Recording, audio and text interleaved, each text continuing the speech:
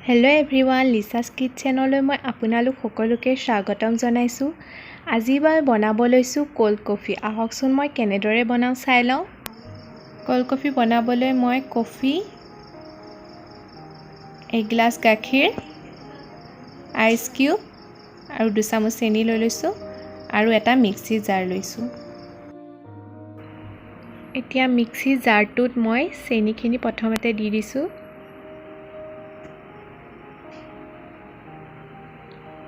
এক চামুচ কফি,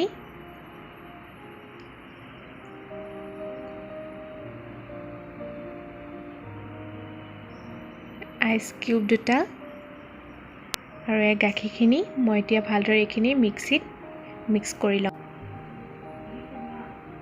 মোৰ মিক্স কৰি হৈ গৈছে এইখিনি।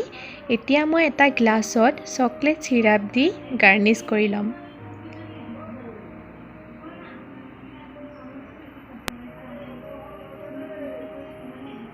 এতিয়া কফিখিনি ইয়াত দি দিছোঁ।